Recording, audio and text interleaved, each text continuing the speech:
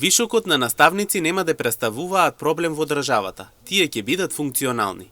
Стратегијата е вклучувањето на едносменското работење и подолг престој на учениците и наставниците во училиштата, кое се докажало како ефикасно во повеќето земји, истакна министерката за образование и наука Весна Јаневска.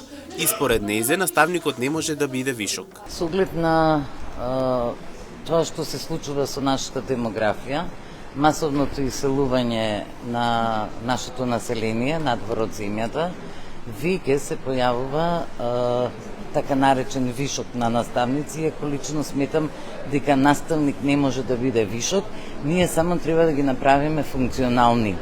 Затоа владата уште во програмата предизборна направи цела стратегија како наставниците кои ги имаме да ги направиме функционални, за да останат во образовниот процес.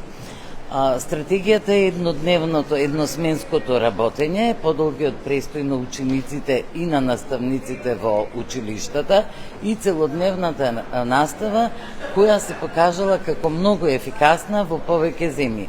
Ќе се направат нормални паралелки, со тоа што паралелките ќе се сведуваат на 20 ученици, а наставникот што е вишок ќе работи во втората половина од денот, додава Јаневска.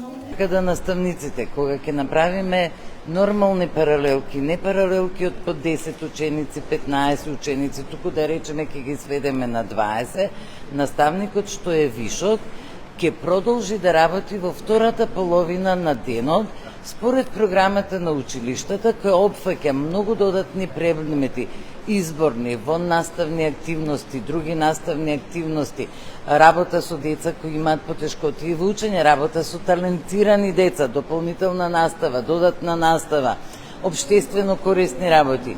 Идејата е дека целиот пул на наставници треба да го искористиме за учениците да стекнуваат подобри знаења.